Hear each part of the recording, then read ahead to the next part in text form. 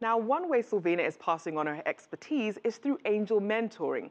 Unlike venture capitalists, angel investors tend to focus more on investing in the person and seeing the business succeed rather than reaping huge profits.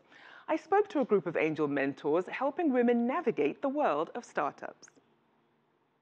What it does is it creates this opportunity for you to take it to the next level with that safety net, that support next to you.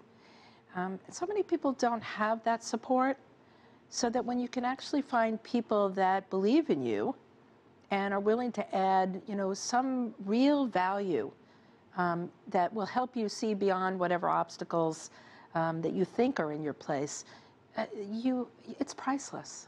Are there any areas where you think it falls short or where there's room for improvement or for growth? There's never enough women angels, never enough women.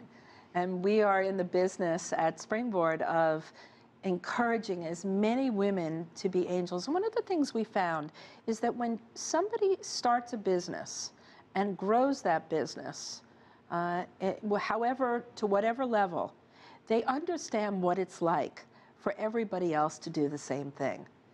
And so the progress is almost like going through school. You begin to learn at the end what it is that the people in the earlier ages need to know. And with angel investors, it's an interesting opportunity because it's win-win. It's not just giving back, it's creating, wealth and opportunities on both sides. Now, I'm going to bring you back in here, Susana and Silvina. In terms of your barriers to progress, especially in the Latin American community, what are some of the unique challenges faced by that community? Well, I believe Latin American women entrepreneurs face different barriers than the American ones. For example, they tend not to have their English very well packed down, and English is a business language. So they are more shy and timid when presenting or pitching to an investor. Immediately, the investor that usually are men, unfortunately, we don't have too many Amy's in Latin America, the investor doesn't relate to that way of presenting.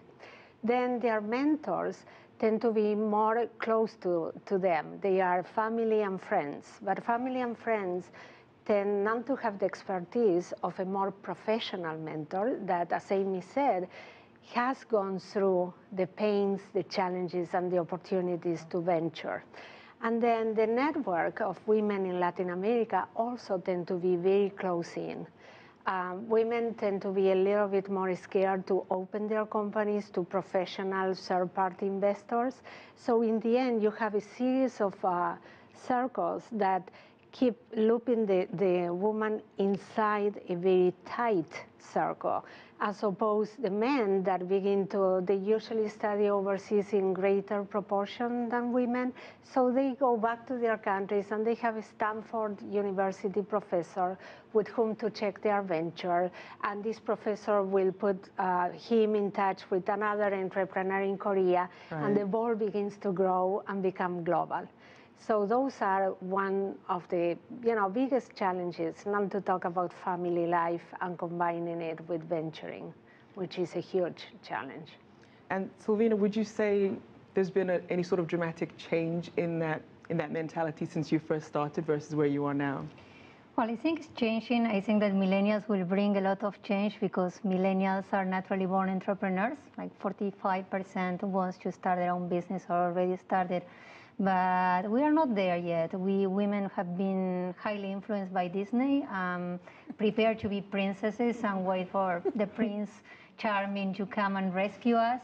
So we are sometimes scared. We are sometimes afraid of asking for help and asking for money. Also, we are a lot more conservative in terms of showcasing our success than our counterparts from the opposite sex are. They are much more aggressive at presenting their accomplishments.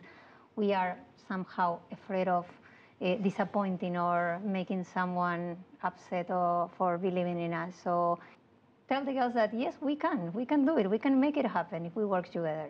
Well, even Disney started to have more strong, heroines. So hopefully that trickles down to the Like business an world. entrepreneur Barbie, but I'm not sure if it was such a great idea.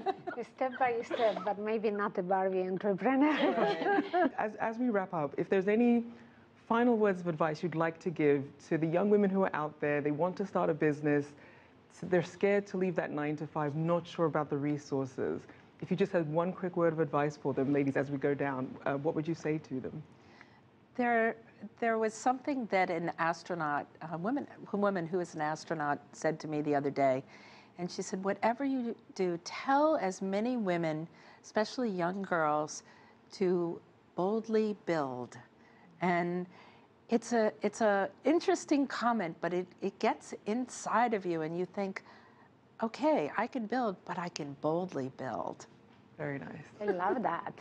I would say especially for the Latin American women entrepreneurs, I want to send the message that we are promoting through We Exchange, a platform for women angel investors, entrepreneurs, and mentors.